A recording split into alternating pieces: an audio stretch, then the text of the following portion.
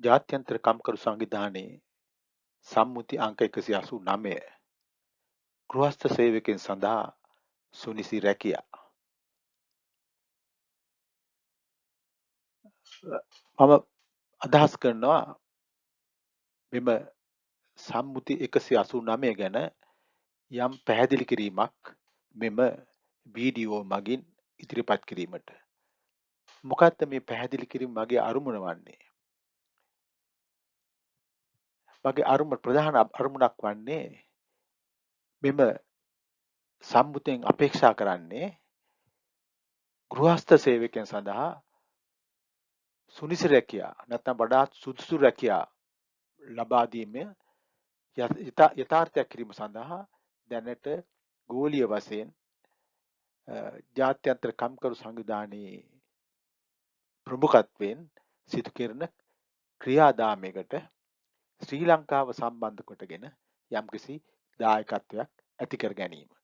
මොකද්ද මින් අදහස් කරන්නේ? 2011 වර්ෂයේදී ජාත්‍යන්තර කම්කරු සංවිධානය සම්මුතියක් ඇති කළා. නැත්නම් අපි කියනවා සීවට කියනවා අපි ජාත්‍යන්තර නීති කියලා.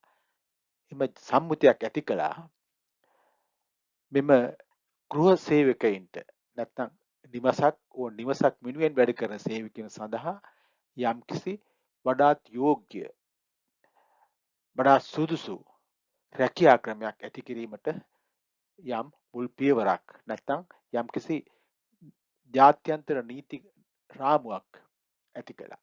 ඒකට තමයි අපි කියන්නේ සම්මුති අංක 189 කියලා.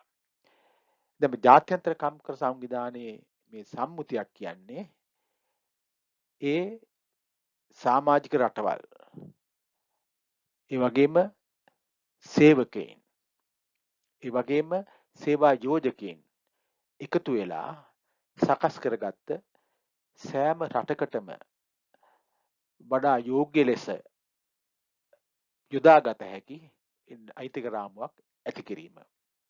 ඉතින් මෙම සම්මුතිය වල තියෙන ප්‍රධාන ලක්ෂණයක් තමයි ඒ සම්මුතියක් යම් රටක ක්‍රියාත්මක කරන්නේ. ඒ කියන්නේ සම්මුතියක ප්‍රතිපාදන යම් රටක ක්‍රියාත්මක කිරීමට හැකිවන්නේ ඒ අදාළ රට විසින් එම සම්මුතිය පිළිගැනීමක් කළොත්. එහෙම නැත්නම් අපි එකට කියනවා අපරානුමත කිරීමක් කළොත් පමණයි ඒ රටේ එම සම්මුතියේ තියෙන ප්‍රතිපාදන ක්‍රියාත්මක කිරීමට හැකිවන්නේ. එම ක්‍රියාත්මක කරන ලබන ආකාරය ජාත්‍යන්තර කම්කරු සංවිධානය විසින් සුපරීක්ෂණය කරනු ලබන්නේ. එසේ නැති වුණත් ඕනෑම සමාජික රටකට වගකීමක් තියෙනවා. අර ජාත්‍යන්තර පිළිගත් ඒ නෛතික රාමුව තුළ තමන්ගේ රටේ ඒ අදාළ සේවකයන් වෙනුවෙන් එම ක්‍රියාත්මක කිරීමට. නමුත් අපරානුමත කිරීම තුළින් සිදුවන්නේ ඔවුන්ට වැඩි බලපෑමක් ඇති කළා ඒ සමාජික රට කෙසේ හෝ අර සම්මුතියේ ප්‍රතිපාදනය නිසියාකාර ක්‍රියාත්මක කිරීමට පෙළවීමට ජාත්‍යන්තර කම්කරු සංවිධානයට හැකියාවක් ලැබෙනවා. එතකොට මේ ප්‍රධාන දැන් අපේ රටේ විශාල වශයෙන් දැන් සාකච්ඡාවක් පවතිනවා. ඒ කියන්නේ රජයේ වශයෙන් කම්කරු ඇමතිතුමා පිළි අරන් තිනවා. වෘත්තීය සමිති ලොකු උනන්දුවක් දක්වනවා. සේවකයන් විසින්ම විශාල උනන්දුවක් දක්වනවා. මෙම සම්මුතියන අපරාමතු කළා අර ගෘහ සේවකයන් සම්බන්ධයෙන් යම්කිසි වඩා සාධාරණ වඩා සුදුසු ක්‍රියාදාමයන් ඇති කිරීමට. අපි දන්නවා අනෙක් සේවකයෝ වගේ නෙමෙයි ගෘහ සේවකයෝ බොහෝ අවස්ථාවල බොහෝ රටවල සාමාන්‍ය කම්කරු නීතියෙන් බැහැර කරලා තියෙනවා. එහෙම බැහැර වුණාම ඔවුන්ට අර සාමාන්‍ය සේවකයන් වාගේ නෙමෙයි ඒ ඔවුන් ලබන ප්‍රතිලාභ, ඔවුන් ලබන ආරක්ෂණය, ඔවුන් ලබන සුබ සාධනය ඔවුන්ට ලබා ගැනීමට හැකියාවක් නැහැ. ඒතකොට මෙම සම්මුතිය අපරාන්ත කරපුවාම අපිට යම් බැඳීමක් එනවා ඒ රටේ ඒ සේවකයන් සම්බන්ධයෙන්ුත් යම් කිසි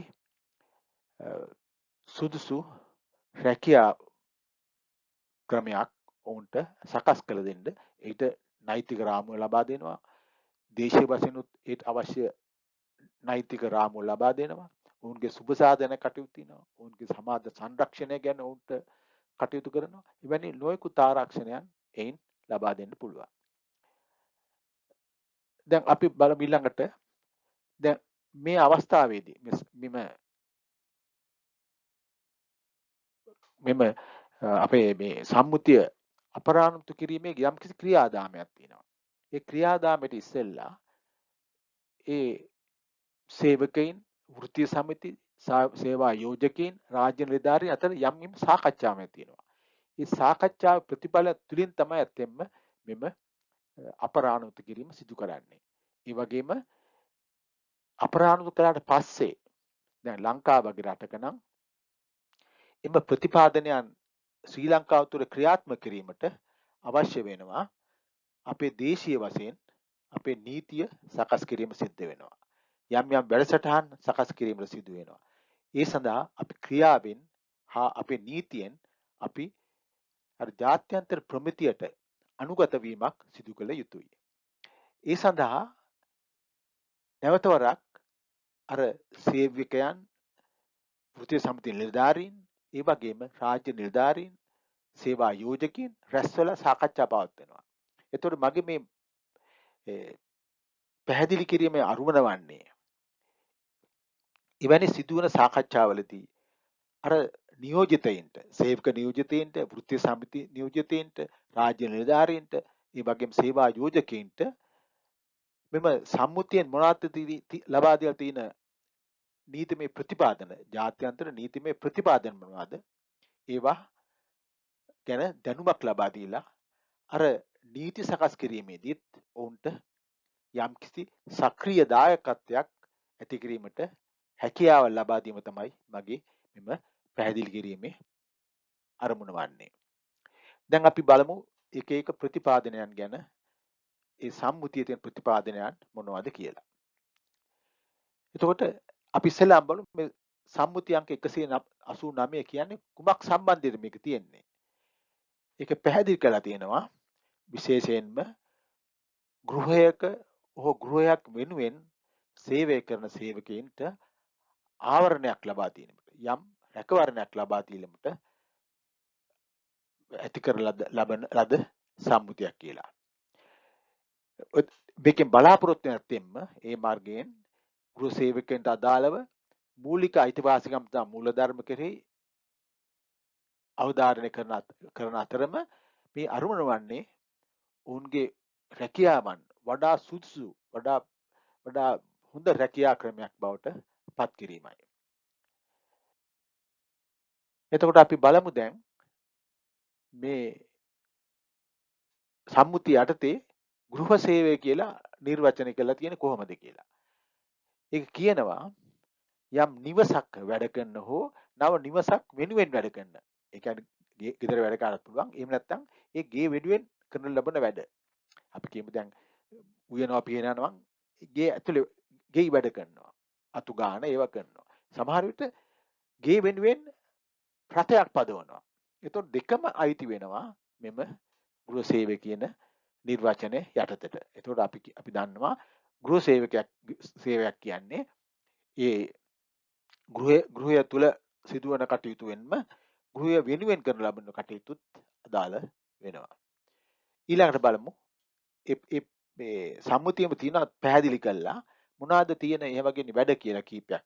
මේ ඔක්කොම නොවෙන්න පුළුවන්. තවත් මීට වඩා වැඩිපුර ඒ නිවාස වෙනුවෙන් තියෙන්න පුළුවන්. ඒක කියනවා නිවාස පිරිසිදු කිරීම, ආහාර පිසීම, රෙදි සේදීම, සහ රෙදි මැදීම, ළමයින් බලා ගැනීම, පවුලක සිටින වයස්ගත පුද්ගලයන් හෝ රෝගී පුද්ගලයන් බලා ගැනීම, දේවතු වැඩ, නිවාස ආරක්ෂා කිරීම, නිවාස වෙනුවෙන් වාහන පැදීම, සුරත සතුන් බලා ගැනීම වැනි දේ මේකට අයිති වෙනවා. මීට වැඩි දේවලුත් වෙන්න සිදු ඇති වෙන්න පුළුවන්. ඒ නිවසක් හෝ නිවස වෙනුවෙන් කරන වැඩවලදී. ඊළඟට අපි බලමු මේ සම්මුතිය දක්වලා තියෙන ඒක නිර්වචනය කරලා තියෙනවා කවුද ගෘහ සේවකයෙක් කියන්නේ කියලා. එතකොට ඒ ගෘහ සේවක සම්බන්ධ කියන්නේ යම් රැකියා සම්බන්ධතාවයක් තුළ. ඒ කියන්නේ ඒ වැඩ කරන පුද්ගලයායි ඒ ගෘහයේ තියෙන කට්ටිය අතර යම්කිසි සම්බන්ධතාවයක් තියෙන ඔවුන් වැඩ කිරීමට පොරොන්දුවක් එකඟ වීමක් නැත්නම් කිවිසුමක් ඔවුන් අතර තිබිය යුතුයි. ඒක ලිඛිත වෙන්නත් පුළුවන්. ඒක කට වචනයෙන් වෙන්නත් පුළුවන්. ඔවුන් අතර සම්බන්ධතාවයක් තිබිය යුතුයි. මේ ගෘහ සේවකයෙක් කියලා ආරක්ෂා කරනකොට. එතකොට අපි දන්නවා මේ කරන්නේ රැකියාවක් සම්බන්ධයෙන් යම්කිසි එකඟ වීමක්, ගිවිසුමක් තුළ තමයි ඔවුන් රැකියාව කරන්නේ, ඒ ගෘහයේ රක්ෂාව කරන්නේ. නමුත් සමහර අවස්ථා තියෙනවා මේ ගෘහ සේවකයෝ එක ගෙදරක නෙමෙයි. ගෙවල් කීපයක වැඩ කරනවා. දැන් හුඟක් ඔය අරාබි වගේ රටවල් වල එක පුද්ගලෙක් නිවාස කීපයකට වැඩ කරනවා. නමුත් එහෙම නෙමෙයි මම අදහස් කරන්නේ.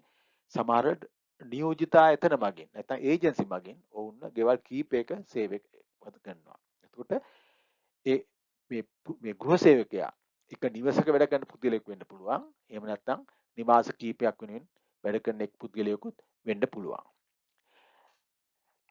අයි තවත් පැහැදිලි කිරීමක් තියෙනවා. ඒ තමයි ඔවුන් වැඩ කරන නිවසේ පදිංචිලා සේවය කරන්නත් පුළුවන්. සමහර විට තමන්ගේ ගෙදර ඉඳලා නිතිපතා ඇවිල්ලා සේවය කරලා නැවත ආපහු හවසට යන්න පුළුවන් කට්ටියත් වෙන්න පුළුවන්. ඒ වගේ දෛනික වැඩ කරන කට්ටිය වෙනත් පුළුවන්. එහෙම නැත්නම් නැවතිලා වැඩ කරන කට්ටියත් වෙන්න පුළුවන්. එතකොට ඒ වර්ග දෙකක වෙන්න පුළුවන්. එතකොට තව තියෙනවා දැන් මේ සම්මුතියෙන් ආවරණය කරනවා ඒ දේශීය වශයෙන් වගේ කියන්නේ අපි දැන් මේ රටේ විතරක් වැඩ කරන කට්ටිය විතරක් නෙමෙයි ඒ තමන්ගේ පදිංචි රටේ සමහර විට පිට රට වලින් පුද්ගලයා ඇවිල්ලා වැඩ කරනවා. ඒ කියන්නේ එතකොට ඔවුන් ඒ රටේ පුරවැසියෙක් නෙමෙයි. උදාහරණයක් වශයෙන් ලංකාවේ වගේ රටවල් වල අපේ විශාල වශයෙන් අපේ කාන්තාවන් වගේ පුරුෂයන් ගිහිල්ලා විදේශ රටවල වැඩ කරනවා. මැද පෙරදිග රටවල වැඩ කරනවා. ඉතාලිය, ඊශ්‍රායලය, එතකොට සයිප්‍රසය, හොංකොං, සිංගප්පූරු වගේ රටවල අපේ කට්ටිය වැඩ කරනවා. ඒ වැඩ කරපුවම ඔවුන් ඒ රට පුරවැසියෝ නෙමෙයි. නමුත් පිට රටකින් ගිහිල්ලා වැඩ කරන කට්ටිය. එතකොට මේක කියනවා ඒ සේවකයා හැම වෙලාවෙම ඒ රටේම පුරවැසියෙක් වෙන්න ඕනේ නැහැ. පිට රටයකින්වත් ගිහිල්ලා එහෙම වැඩ කරන්න පුළුවන් කියලා ඒක පැහැදිලි කිරීමක් කරනවා. ඊළඟට අපි බලමු නිවසේ පදිංචි වී සේවකයන් සම්බන්ධයෙන් යම් යම් ප්‍රතිපාදන ඒකේ ඇති කරලා තියෙනවා. ඒ කියන්නේ ඒ නිවසක පදිංචි වෙලා තියෙනවා නම් හැම වෙලෙම ඒ සේවකයාගේ පෞද්ගලිකත්වය උන් නිදා ගන්න පෞද්ගලික නිදා ගන්න තැන ඔවුන් ඒ පුද්ගලයාගේ පෞද්ගලික කාර්යභාරයන් ගැන සැලකිල්ලට ගන්නත් ඕනේ. ඔවුන්ට යහපත් ජීවන සත්‍යයක් ලබා දෙන්නත් ඕනේ.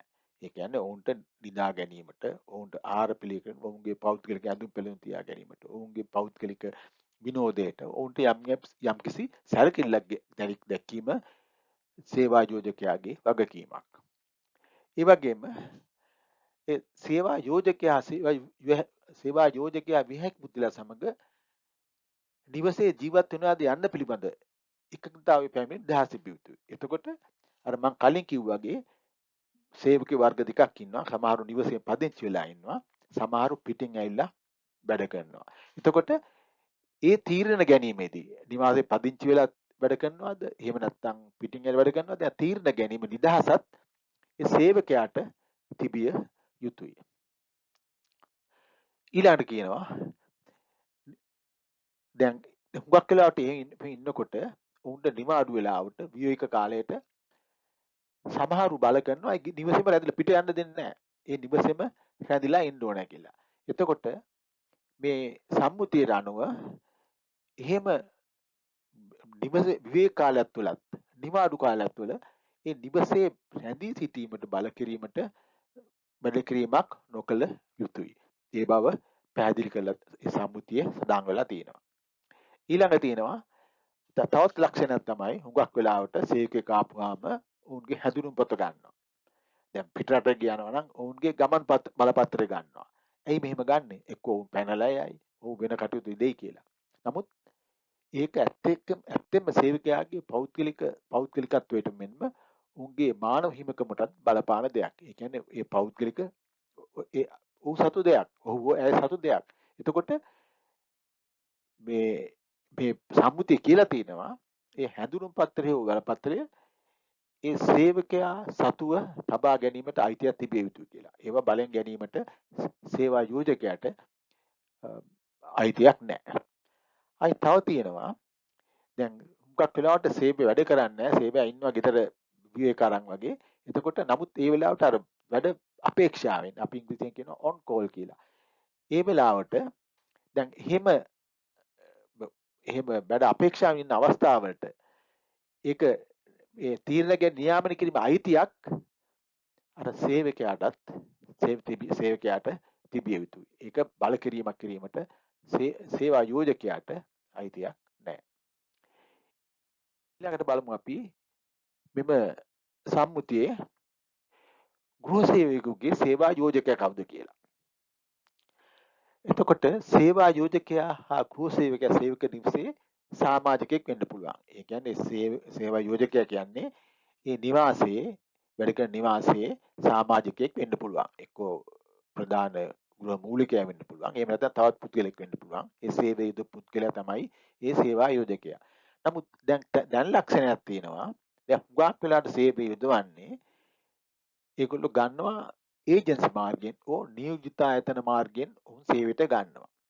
ඒ සේවයට ගන්න අවස්ථාවේදී එතකොට එක සේවකයෙක් එක නිවසක නෙමෙයි ඔවුන් නිවාස වරෙන් වර එක එක නිවාසවල පදිංචි කරනවා. එතකොට මේ සේවා යෝජකයා බවට පත් වෙන්නේ අර නියෝජිත ආයතනය. මොකද ඔවුන් තමයි ඒ සේවකයාගේ සේවය සම්බන්ධයෙන් සියම කටයුතු පාලනය කරන්නේ.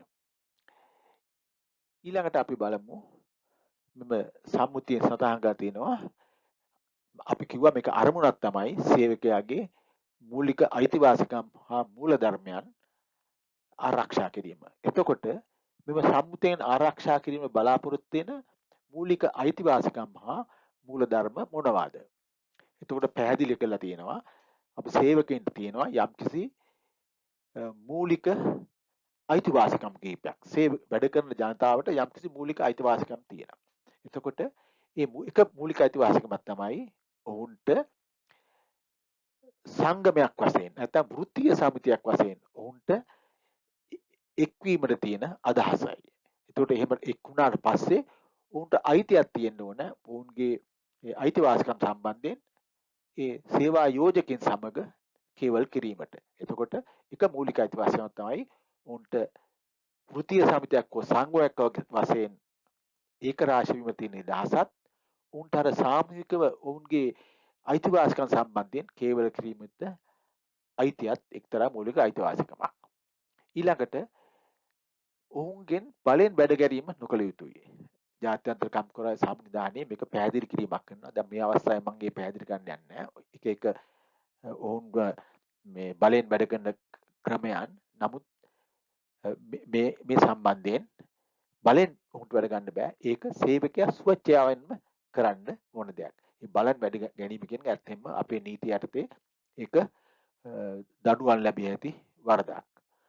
ඊළඟට තියෙනවා ළමයින් මේ සේවයේ යොදවන්න බෑ කියලා. ඒ කියන්නේ ළමයින්ම සේවයේ යෙදවීම තහනම් කියලා. ළමයා කියන්නේ ඒක ඒ අපේ පනත්වල නිර්වචනය කරලා තියෙනවා. සම්මුතිය නිර්වචනය කරලා තියෙනවා. ඒ කියන්නේ ඒ අවම වයසක් නියම කරනවා ළමෙක් වැඩ කරන ඒ අවම වයසට වඩා අඩු වයසක ළමයි සේවයේ යෙදවීම තහනම්. එතකොට ඒක තමයි මේ ළමා ශ්‍රමයේ යෙදවීම සම්බන්ධ තියෙන ප්‍රතිපාදන. ඊළඟ මූලික අයිතිවාසිකම තමයි වෙනස් කොට සැලකීම. ඒ කියන්නේ ඒ ගෘහස්ත සේවකින්ටත් අනිත් අයට වගේ වෙනස් කොට සලකන්න බෑ. ස්ත්‍රී පුරුෂ වශයෙන් හෝ උන්ගේ පැමිණි අපි ආපු ස්ථානය, උන්ගේ කුලය, ජාතිය ඕවා කිසි මාර්ගයක අනුව උන්ට වෙනස් කොට සලකන්න බෑ. නමුත් අපි දන්නවා දැන් රැකියාවලදී ඒ වගේ වැඩ කරන අනිත් සේවකින්ට නොයෙකුත් අයිතිවාසිකම් තියෙනවා. නමුත් ගෘහ සේවකෙට නෑ. ඊතරම ඇත්තෙන්ම වෙනස් කොට සැලකීමක් දක්කට ලැබෙනවා. එවැනි දේ නැති කළ යුතුයි. එතකොට මේ මූලික අයිතිවාසිකම් ප්‍රධාන හතරක් තමයි ওই තියෙන අපි සඳහන් කළ මූලික අයිතිවාසිකම් හතර. ඊළඟට තියෙනවා සියලුම ආකාරයේ අපයෝජනයන්, හිංසනයන්, ප්‍රචණ්ඩත්වයන් නිරීම ඵලදායී ලෙස ආරක්ෂා සැපීම. අපි දන්නවා නිවසක පදිංචිලා ඉන්නකොට අපයෝජනයන්ට ලක් වෙනවා, හිංසනයන්ට ලක් වෙනවා, ප්‍රචණ්ඩත්වයන්ට ලක් වෙනවා. ඉතින් ඒවායින් ආරක්ෂා කිරීම ලබා දීමත් කරන්න තමයි මෙම සම්මුතියෙන් බලාපොරොත්තු වෙන්නේ. ඒ වගේම සාධාරණ සේවා කොන්දේසි හා ජීවතත්වයන් හුඟක් ගෘහ සේවකයින්ට එවැනි සාධාරණ සේවා කොන්ද සම්බන්ධයෙන් සොයා බැලීමට කවුරුත් නැහැ. මොකද දැන් පම්කරු දෙපාර්තමේන්තුව වගේ දෙපාර්තමේන්තු පවා ඒ සම්බන්ධයෙන් ක්‍රියාත්මක වෙන්න අවස්ථාව අඩුයි මේ ගෘහ සේවකයින්. මොකද ඔවුන් මේ නීතියෙන් බැහැර කොල්ලා තිබීම නිසා. එතකොට අපරාධ කරපුවාම ඒ සම්බන්ධයෙන් නීති සකස් කරනවා. ඒ නීති අනුව ඔවුන්ට අර සාධාරණ කොන්දේසිය ජීවනතර ලබා දීමටත් හැකියාවක් ලැබෙනවා. ඊළඟට අපි බලමු මේ රැකියා කොන්දේසි හා තත්ත්වයන් වල මොනවද සම්මුතිය තියෙන්නේ කියලා. එතකොට මේ කියලා තියෙනවා ඒ ඔවුන් අතර යම්කිසි එකඟතාවයක් තියෙන්න ඕනේ මේ රැකියා කොන්දේසි සම්බන්ධයෙන්. එතකොට මේ ඒ කොන්දේසි පහසුවෙන් තේරුම් ගන්න පුළුවන් වෙන්න ඕනේ. අනික ඒ සම්බන්ධයෙන් ඒ සේවකයාව දැනුවත් කරලා තියෙන්න ඕනේ මොනවාද ඔයාට බැටුප මොනවාද වැඩ කරන වෙලාවල් මොනවාද නිමාඩු මොනවාද වගේ ඒවා පැහැදිලි කිරීමක් තියෙන්න ඕන. නමුත් මේ සම්මුතිය කියනවා වඩාත්ම යෝග්‍ය ක්‍රමය ඒ සම්බන්ධයෙන් ලිඛිතව ඔවුන්ට ලබා දීම කියලා. ඊළඟට අපි බලමු වැඩ කරන වේලාවල් සම්බන්ධයෙන් මොනවාද මේ සම්මුතිය සටහන් කරන්න කියලා. මොකද මේ සම්බන්ධයෙන් හුඟක් වෙලාවට නිවසක පදිංචි වෙලා ඉන්නකොට මේ සම්බන්ධයෙන් නියමිත වැඩ කරන වේලාවල් නැහැ. නමුත් අපි මේ නව නීති රාමුවට මේ වැඩ කරන වේලාවන් සම්බන්ධයෙන් නීති රීති ඇතුළත් කරන්න. මොකද අනිත් සේවකිනුත් අනිත් වෙනත් ස්ථානවල වැඩ කරන සේවකින්ට ඒ වැඩ කරන වේලාවක් තියෙනවා. ඒ සම්බන්ධයෙන් මොනවාද තියෙන ප්‍රතිපාදන. ඒක තමයි ගෘහ සේවකයන් සහ අනෙකුත් සේවකයන් සමග සමාන ලෙස සැලකීම සහතික කිරීම සඳහා සාමාන්‍ය වැඩ කරන වේලාවන්, අතිකාල ගෙවීම්, දෛනික සහ සති විවේකයන් සහ වැටුප් සහිත වාර්ෂික නිවාඩු ලබා දීමට පියවර ගන්න ඕන. එතකොට අනිත් සේවකයට වගේම තමයි උන්ට වැඩ කරන වේලාවක් නියම කරන්න ඕනේ. උන්ට වැඩිපුර වැඩ කළොත් ඒ සඳහා අතිකාල දීම ගෙවන්න ඕනේ. අයිත් උන්ට සතියට නිමාඩුත් ඒ වගේම දෛනිකව විවේකයකුත් ලබා දෙන්න අවශ්‍යයි. ඒ කියන්නේ පැය ගන්න වරකම ඉතු කාලය උන්ට විවේක වෙන්න ඕනේ. ඒ වගේම කාලයක පස්සේ වැටුප් සහිත වාර්ෂික නිවාඩුත් උන්ට ලබා දීම කළ යුතුයි. එතකොට කියලා තියෙනවා සති නිවාඩුවක් නම් අඩුම වශයෙන් සතියකට පැය 24ක් අඛණ්ඩව නිවාඩු ලබා දිය යුතුයි කියලා. ඊළඟට කියනවා හදිසි අවස්ථාවන් සඳහා සූදානම් සිටීමේ වේලාවන් ඉදිරිපත් කිරීම සඳහා සේවකයින්ට ඔවුන් ඍසි පරිදි සේවයෙන් බැහැර සිටීමට නිදහස ලබා දී අතර හදිසි අවස්ථාවන් සඳහා සූදානම් සිටිය යුතු කිය.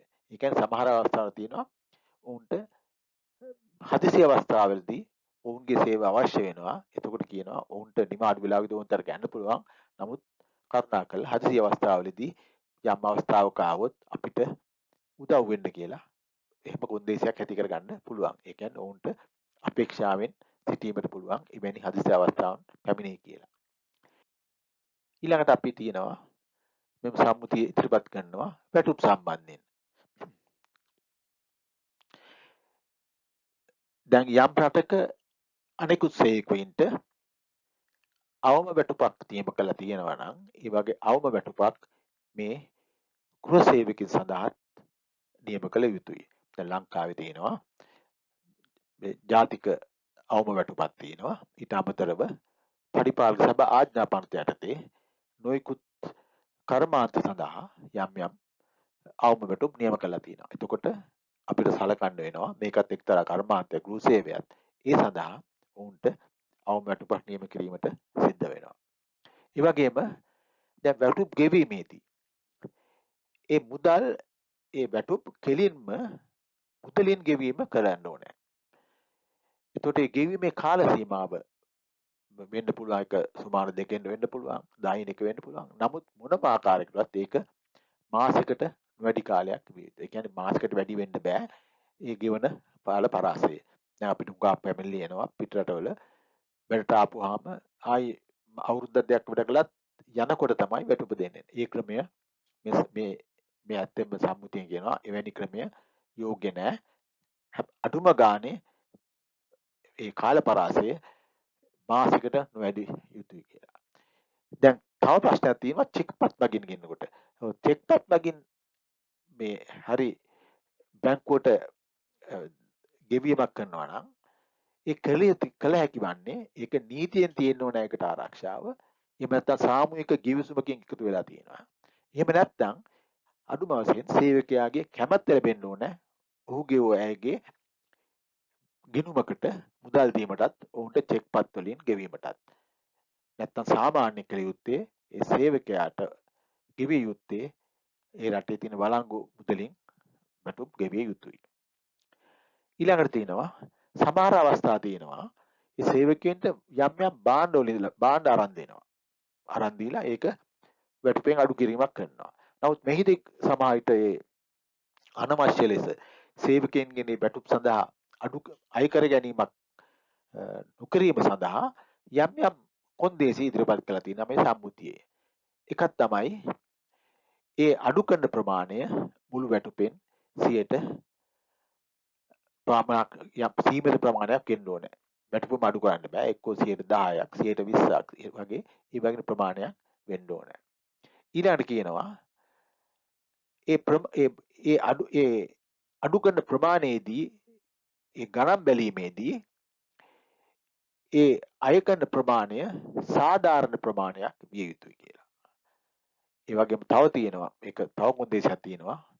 ලබා දෙන භාණ්ඩ හෝ සේවාවන් සේවකයාගේ පෞද්ගලික අවශ්‍යතාවය සඳහා වීම සහ එය ඇයට ඔහුට ප්‍රයෝජනවත් වීම. සමහර විට කරන වැඩි වැඩක් නැති භාණ්ඩ දීලා වැටුපෙන් අඩු කර ගන්නවා. දැන් හුඟක් වෙලාවට ඔය මේ තත්ත්ව වෙනවා විදේශ රටවලදී. මට අත්දැකීම් තියෙන අවස්ථාවල සම්බන්ධයෙන් ඒ අවස්ථාවේදී අනවශ්‍ය බඩු ගෑන් දීලා අර වැටුපෙන් අඩු කරනවා. නමුත් මේක කියන්නේ ඒ ලබා දෙන බඩු ඒ සේවකයාගේ පෞද්ගලික අවශ්‍යතාවය සඳහා හා ප්‍රයෝජනවත් දෙයක් සඳහා විය යුතුයි කියලා. ඊළඟට තියෙනවා සමහර සේවකයින්ට නිල ඇඳුමුයි ආරක්ෂිත උපකරණයම ලබා දෙනවා. මේක සේවකයාගේ වැටුපෙන් අඩු කරගන්න බෑ. මේක සේවා යෝජකයා විසින් ලබා දිය යුතු දෙයක්. එම නිසා ඒ ආරක්ෂිත මෙවලමුත් නිල ඇඳුම් මෙහෙම ඒ සේවකයාගේ වැටුපෙන් අඩු කරගත යුතු නැත. ඊළඟ තියෙනවා තවත් අවස්ථාවක් තියෙනවා අර සේවකයා සේවයට ලබා දෙන නියෝජිත ආයතන තියෙනවා. නැත්නම් ඒජන්සියට සේවා යෝජකයා යම් ප්‍රමාණයක් ගෙවනවා. එතකොට මේ සේවා යෝජක කරන්නේ සමහර ලාවට අර ගෙවපු ඒ නියෝජිත ආයතනයේ ගෙවපු ප්‍රමාණය කොටස් වශයෙන් අර සේවකයාගේ අඩු කරගන්න බලනවා. නමුත් ඒක ඔවුන් අර සේවා යෝජකයා විසින් නියෝජිත ආයතනයට ගෙවනු ලබන සේවය සඳහා ගෙවීමක් මිසක් ඒක සේවකයාගේ වැටුපෙන් අඩු කරගත යුතු නැත. ඊළඟට අපි බලමු තව තියෙනවා සම්බන්ධෙද ඒ සේවකයාගේ වෘත්තීය සෞඛ්‍ය හා ආරක්ෂාව. ඔවුන්ගේ සෞඛ්‍ය තත්ත්වය හා ඒ කියන්නේ සේවය කරනකොට ඇති වෙන නිකුත් සෞඛ්‍ය ගැටලු ඒ වගේම උන්ගේ ආරක්ෂාව සම්බන්ධයෙන් කොහොමද කටයුතු කරන්නේ කියලා. ඒ කියලා තියෙනවා ආරක්ෂිතතා යහපත් සෞඛ්‍යයෙන් යුතු වැඩ පරිසරයකට අයිතියක් ඇත. එතකොට ඒ වැඩ කරන වැඩ පරිසරය ඇත්තෙන්ම සෞඛ්‍ය සම්පන්න ඒ වගේම ආරක්ෂිත බව තහවුරු කිරීමට සේවා යෝජක කටයුතු කළ යුතුයි. ඒ අවශ්‍ය උපකරණ ලබා දීලා අවශ්‍ය පිරිසිදුකම අවශ්‍ය දේ ලබා දීලා ඔවුන්ට ආරක්ෂාව හා සෞඛ්‍යය ලබා දිය යුතුයි. ඒ වගේම සේවකයන්ගේ වෘත්ති ආරක්ෂා සෞඛ්‍ය සාහිත කිරීමට පියවර ගත ඒ සඳහා යම් පියවර ගන්න ඕනේ. අවශ්‍ය බෙහෙත් අවශ්‍ය දේ ලබා දීලා අවශ්‍ය නිල ඇඳුම් ලබා දීලා උන්ට ආරක්ෂාව ලබා දීම කළ යුතුයි. තවත් සම්මුතියෙන් කියන එකක් තමයි සමාජ රක්ෂණය. මේකත් ඉතාම වැදගත්. නැත්තම් සේවය කළාට පස්සේ උන්ට කිසිම ආරක්ෂණයක් නැහැ. මොකද සමාජ සංරක්ෂණය කියන්නේ? ඒ කියන්නේ සේවකයාට සේවයේ යෙදී සිටියේදී හෝ ඊට පස්සේ හරි ඔවුන්ගේට ආදායම ලබා ගැනීම සම්බන්ධයෙන් හෝ වෙනත් ක්‍රමයකට ඔවුන්ට ප්‍රශ්නයක් මතුවෙනවා නම් ඔවුන්ට ඒ සම්බන්ධයෙන් ආරක්ෂණය ලබා ගත නොහැකි නම් යම් ආපදාවන් වලදී එහෙනම් ඒ සම්බන්ධයෙන් යම්කිසි සමාජ සංරක්ෂණ ක්‍රමයකට ඔවුන් සම්බන්ධ කළ යුතුයි. එතකොට ඒක කියනවා දැන් අනිත් සේවකයන් අපේ කියමු නිවාස වැඩ ගෘහස්ත සේවකයන් නොවන සේවකින්ට නම් ප්‍රසූතිකාදාර ආඥා පනතයන්ටෙත් සාප්පකාරියාල් සේවක පනතෙත් ප්‍රසූතිකා බබෙක් හම්බුනාම නැත්තම් ළමයි ප්‍රසූත කරපුවාම උන්ට ලැබෙනවා යම්කිසි ආවරණයක්. ඔවුන්ගේ වැටුප ලැබෙනවා, උන්ට නිවාඩු ලැබෙනවා, උන්ට සෞඛ්‍ය ආරක්ෂාවන් ලැබෙනවා. ඒ වගේම ඔවුන් රැකියාවෙන් අස්සල යනකොටත් ඔවුන්ට යම්කිසි ආරක්ෂාවක් ඔවුන් වෙනුවෙන් අර සේවක අර්ථසාධක මුදල්, සේවක භාරකාර අරමුදල්, ඒ වගේම අපි කියන්නේ මේ අනිකුත් ආරක්ෂක මගින් ඔවුන්ට යම්කිසි ආරක්ෂාවක් ලැබෙනවා. නමුත් ගෘහ සේවකින්ට ඒවා ලැබෙන්නේ. නමුත් මේ සම්මුතිය කියන්නේ අර ප්‍රසූතිකාදාර වගේ ඒ අවස්ථාවන්ටත් ඒ වගේම අනික් ආපදාවන් තත්ත්වයන් සඳහාත් ඔවුන්ට සමාජ සංරක්ෂණ ක්‍රමයන්ට ඔවුන්ට ලබා දීමක් කළ යුතුයි. ඒ වගේම මේ ඔවුන්ට ලබා දෙන මේ සමාජ සංරක්ෂණ ක්‍රම ප්‍රසූතිකාදාර අනිත් සේවකයන්ට ලබා දෙන කට වඩා අඩු නොවිය යුතුයි. ඒ කියන්නේ ඔවුනුත් අර අනිත් සේවකයට සමානව එම ප්‍රතිලාභයන් ලැබීමට හිමිකම් ලබනවා. ඊළඟට සම්මුතියෙන් කියන බලමු මොකද්ද කියලා බලන්න. ඒකේ තියෙනවා ළමා ගෘහ සේවකයන් සම්බන්ධවත් මෙන්න මේ ප්‍රමිතියෙන් ලබා දීලා තියෙනවා. ඒක කියන්නේ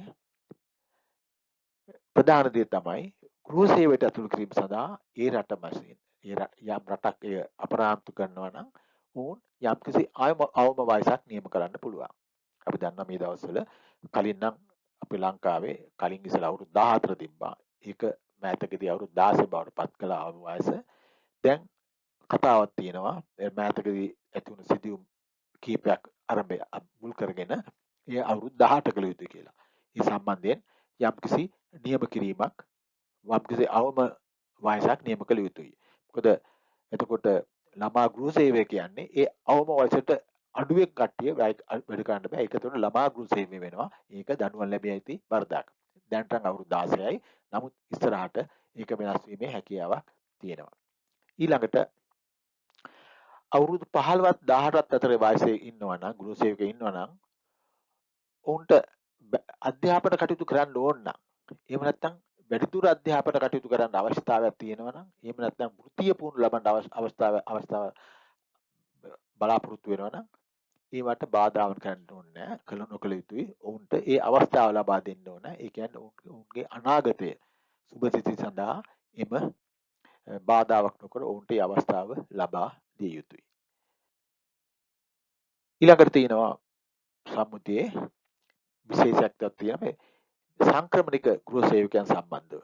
දැන් මේ සම්මුතිය බලපාන ඊ රටේ වැඩ කරන ගෘහ සේවකයෝ පමණක් විතර නෙමෙයි. ඇත්තෙන් මේක බලපානවා මේ විදේශ රටවලට ගිහිල්ලා වැඩ කරන සේවකයන් සම්බන්ධය. දැන් ලංකාවේ ලක්ෂ ගාණක් ස්ත්‍රීන් හා පුරුෂයන් නොයෙකුත් රැකියාවල ගෘහ සේවය යෙදෙනවා. ඒකින්ද එවැනි ආරක්ෂාවකුත් මෙම සම්මුතියෙන් ලබා දීලා තියෙනවා.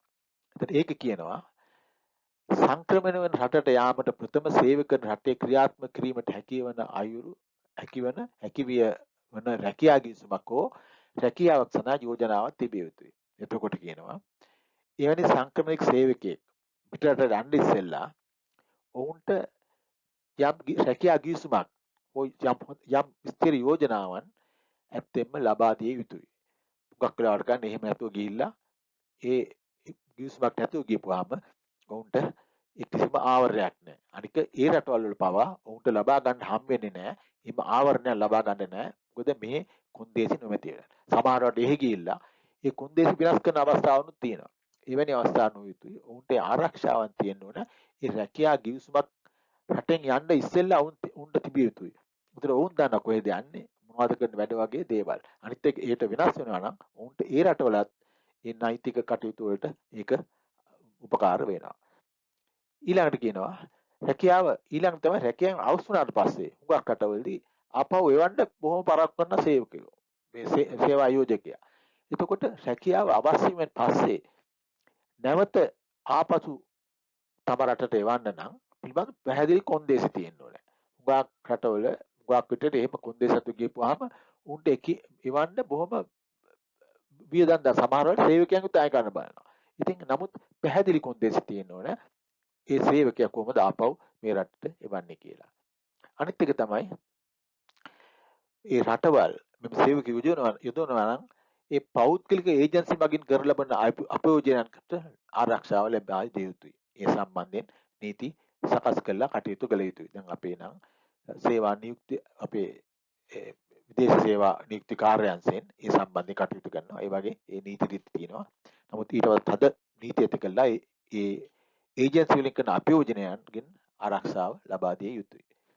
ඊළඟට තියෙනවා මෙම සම්මුතිය ප්‍රතිපාදනයන් ඵලදායී ලෙස ක්‍රියාත්මක නැංවීම සහතික කිරීම සඳහා සේවකයන් යවන සහ ලබන රටවල් අතර සහයෝගීතාවයක් තිබිය යුතුයි. ඒ කියන්නේ දැන් මේ දෙකොල්ල අතර සේවකයෝ යවන රටවලුත් ඒ වගේම සේවන ලබන රටවලුත් ඔවුන් අතර යම් ගිවිසුම් ගත ගන්න යුතුයි. ඒවා වෙන්න පුළුවන් එක්තරා ද්විපාර්ශ්වික වෙන්නත් පුළුවන් බහුපාර්ශ්වික වෙන්නත් පුළුවන් යම් එකඟතාවයන්ට ඔවුන්ටපත් වෙලා ඒ සේවකයන්ගේ සුබ සාධිත සඳහා ක්‍රියා කරන්න පුළුවන්. ඊළඟට තියෙනවා මේ සම්මුතිය සඳහන් කළා පෞද්ගලික ඒජන්සි සම්බන්ධ ක්‍රියාම් සම්බන්ධයෙන් වෙනම සටහන් කිරීමක් තියෙනවා. ඒ සම්බන්ධ යම් කොන්දේසි තියෙනවා ක්‍රියා කළවන්න කොහොමද කියලා. එකක් තමයි ඒ පෞද්ගලික ඒජන්සි වල ක්‍රියාකාරීත්වය විධිමත් කිරීම. දැන් අපේ 950 ගණන් ඉඳන් ඒජන්සි සම්බන්ධයෙන් නීති තියෙනවා. නමුත් ඒ වඩාත් විධිමත්ව ක්‍රියාත්මක කිරීමක් අවශ්‍ය වෙනවා නව නීති රීති මගින්. ඊළඟට තියෙනවා ගෘහ සේවකයන්ගේ පැමිණි සම්බන්ධයෙන් විමර්ශන කිරීමට ප්‍රමාණවත් යන්ත්‍රණයක් ඇති බව සාහිත කිරීම. ඒක සාහිත කරත් මොකක් හරි පැමිණිල්ලක් එනවා නම් අර ඒජන්සි සම්බන්ධයෙන් ඒ සම්බන්ධයෙන් කටයුතු කරන්නේ කොහොමද කියලා ප්‍රමාණවත් යන්ත්‍රණයක් ඇති බවට අපි සාහිත කිරීමක් කරන්න අවශ්‍යයි.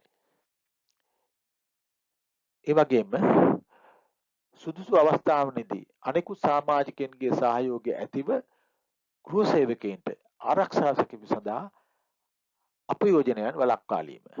එතකොට සේවකයෝ මොනවා හරි අපයෝජනයක් වෙනවා නම් අනිකුත් සේවකයන්ගේ ආරක්ෂා මේ සහයෝගය ඇතිව යම් ක්‍රියාත්මක යම් ක්‍රියාදාමයන් ඇති කළ යුතුයි ඔවුන්ගේ ආරක්ෂාවට. ඒ වගේම අපයෝජනයන් සහ වංචාකාරී ක්‍රියාවන් වළක්වීම සඳහා ද්විපාර්ශ්වික ප්‍රාදේශීය බහුපාර්ශ්වික ගිවිසුම් ඇති කරගත යුතුයි. එතකොට ඒ සිදුවන අපයෝජනයන්ගෙන් වළක්වන්නත් අර වගේ ද්විපාර්ශ්වික වෙන්න පුළුවන්, රටවල් දෙකක් අතර වෙන්න පුළුවන්, එක කලාපයක් අතර වෙන්න පුළුවන්. එහෙම නැත්නම් බහුපාර්ශ්වික වෙන්න පුළුවන් යම්කිසි ගිවිසුම් ඇති කරගන්න අවශ්‍යයි. ඊළඟට තියෙනවා එතකොට සේවකයන්ගේ තියෙනවා පැමිණිලිත් තියෙනවා නුකුත් ආරවුල තියෙනත් පුළුවන් සාම්ප්‍රදාය සම්බන්ධයෙන් ඒ සම්බන්ධ ක්‍රියා කිරීමට නම් ඒ සම්බන්ධයෙන් ඒ සේවකයන්ට අවශ්‍ය සේවය ලබාගත හැකි පැමිණිලි සම්බන්ධයෙන් ක්‍රියා කරන යන්ත්‍රය ඇතුළුව උසාවි විනිශ්චය සභා අනිකුත් ආරවුල් निराකරණය කරනු ලබන ඵලදායී සේවය ලබාගත හැකි වීම. එතකොට සේවකයන්ට හැකි වෙන්න ඕන උසාවියකට හරි වෙන ආරවුල් නිරවුල් කරන මේක ස්ථානයකට ගිහිල්ලා විනිශ්චය සභාවකට ගිහිල්ලා ඔවුන්ගේ ඒ ආරවුල් සම්බන්ධයෙන් පැමිණිලි සම්බන්ධයෙන් ක්‍රියා කිරීමට. දැන් අනිකුත් සේවකයන්ට නම් කාර්මික ආරවුල් පනත යටතේ නොයෙකුත් යන්ත්‍රණ ඇති කරලා තියෙනවා. සමතේ එතකොට පැමිණිලි සමතේ කරනවා. පැමිණිලි සම්බන්ධයෙන් එතකොට තියෙනවා ඔවුන්ට විනිශ්චය සභාවක් තියෙනවා. ඒ වගේම නොයෙකුත් ආකාරයේ වර්ග කීපයක්ම තියෙනවා ඔවුන්ගේ ආරවුල් සම්බන්ධයෙන් කටයුතු කිරීමට. ඉතින් ඒ වැනි ක්‍රමයක් මෙම සේවකයන්ට ලබා දිය යුතුයි. මම හිතන්නේ කාර්මික ආරවුල් පනතේ තියෙන ප්‍රතිපාදනයන් ගෙන් ආවරණය කළොත් සේවකයන්ට ඔවුන්ට පුළුවන් වෙයි එම ආරක්ෂා ලබා දෙන්න. දැනටත් යම් අවස්ථාවල ගෘහ සේවකයන්ට කාර්මික ආරවුල් පනතෙන් ආරක්ෂාව ලැබෙනවා. නමුත් ඒ ප්‍රමාණවත් නැහැ. අනිකුත් යන්ත්‍රණයන් පවා ඒ සඳහා පාවිච්චි කළ යුතුයි. කළ හැකියි.